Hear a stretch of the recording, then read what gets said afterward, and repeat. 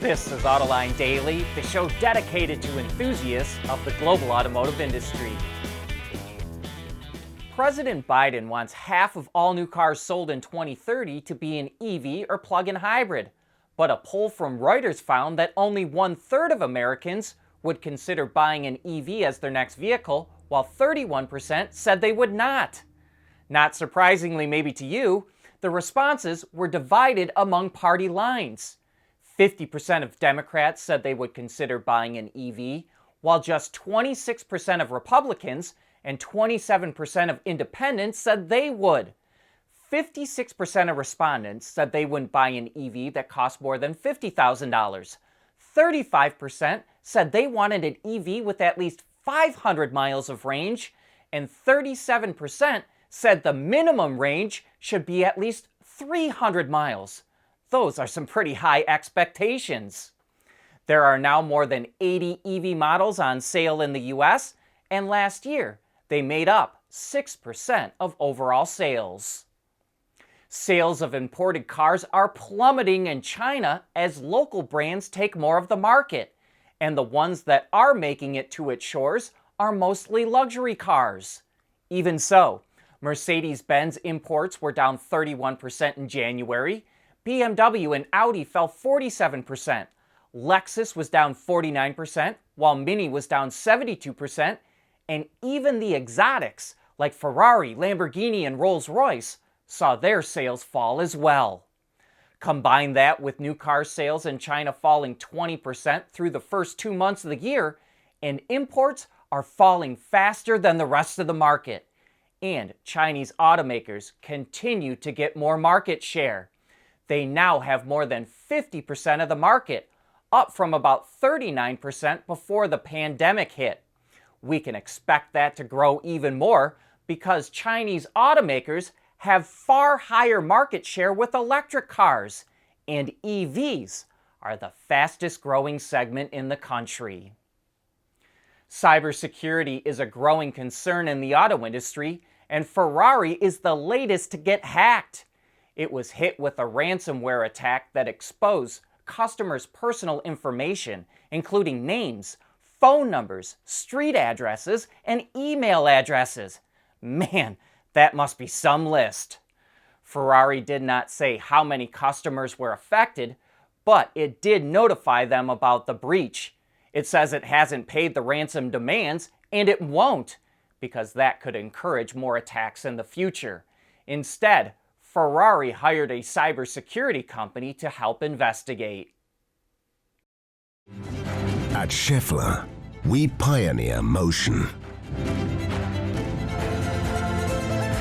Electrifying mobility, manufacturing smarter, reducing CO2 emissions, making energy production clean. Schaeffler pioneers motion to advance how the world moves.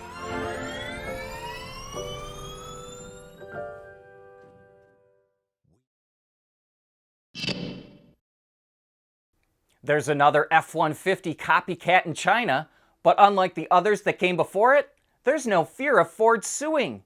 That's because Ford actually helped its joint venture partner, Jianling Motors, develop the truck. It's called the Dadao, which stands for Discover, Active, Diverse, Acme, and Optimistic. There will be several versions of the truck, from commercial to off-road, that can accommodate wheelbases from 2,700 to 3,500 millimeters. That spans a range both above and below the current Ford Ranger. Also, like the Ranger, the Dadao trucks will have Ford power. They'll first feature either gas or diesel 2.3-liter engines mated to manual or automatic transmissions. But the platform can also support range extenders, hydrogen powertrains, ICE and electric together, or pure BEV.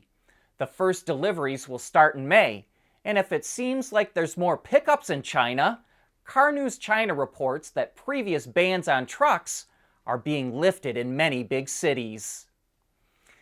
BMW is expanding on the concept of manufacturing in the virtual world, an idea that first started gaining traction about 15 years ago. It recently 3D scanned all of its plants around the world so it could recreate them virtually. By combining this data with technology from NVIDIA, it can make exact digital twins of its physical production plants and then test changes or upgrades in the virtual world before ever turning a nut or bolt in the real world.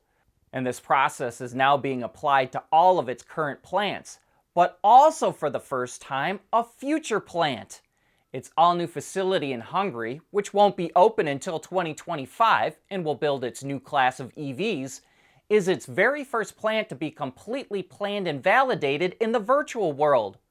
BMW says it can now build a car virtually 2 years before actual production starts. When it comes to the transition to EVs, Japanese automakers are in trouble. That's according to Fitch Ratings. It looked at 15 global automakers and their readiness to transition to EVs, and it found that Japanese automakers, specifically Toyota, Honda, and Nissan, face the highest risk because they offer very few pure electrics.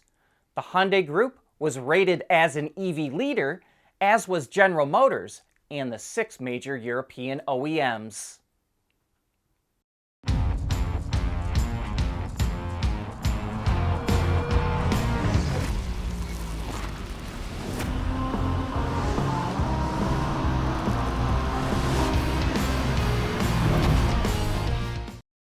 We want to know what drives your testing. OTA, connected car, diagnostics, remote testing. Intrepid Control Systems is here to help you work from anywhere. Intrepid Control Systems, driven by your data. What a mess the UAW is in. 2 of the former presidents of the union and several top officers were convicted of embezzlement and corruption. And now an election to choose a new president has dragged on for weeks after the voting ended. That's because the incumbent president, Ray Curry, is questioning the validity of some of the ballots. Right now, the vote is extremely close, with 49.8% for Curry and 50.2% for his challenger, Sean Fain. Next week, the union will hold a convention to plan its negotiating strategy with GM, Ford, and Stellantis when their labor contracts expire this fall. And it's entirely possible the convention will start before a new president is even announced. And maybe even more worrying is turnout for the election was extremely low. The UAW sent out over 1 million ballots to members and retirees, but only a little over 141,000 were returned, or about 14%.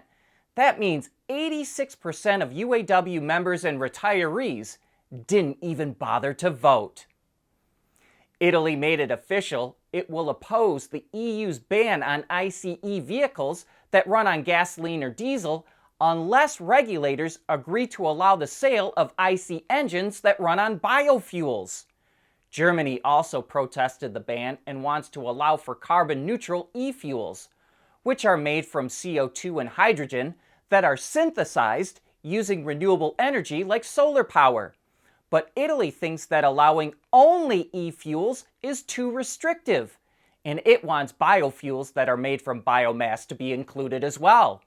E-fuels and biofuels do emit CO2 when they're used in an ICE engine, but the idea is that the CO2 is supposed to be the equivalent of the CO2 that's taken out of the atmosphere when those fuels are made. Elon Musk believes autonomous systems should rely mostly on vision, and in 2021 Tesla removed and disabled radar on its vehicles. But according to a report from SFGate, not everyone was on board with that decision. It claims it spoke to several former employees who say a group of engineers tried to convince Musk that Tesla's system would be more likely to have problems without radar. The CEO admitted that high-res radar and vision together would be best, but he didn't think that such a radar existed at that time. Maybe he feels like that time has come. High-res radar is now being included in Tesla's sensor suite for autopilot and FSD, but we don't expect much more to be added to the system.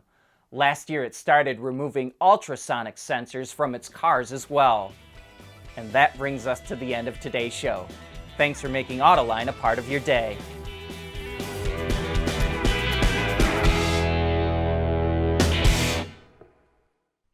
Autoline Daily is brought to you by Bridgestone, solutions for your journey. Intrepid Control Systems, over-the-air engineering, boost your game. And by Scheffler, we pioneer motion.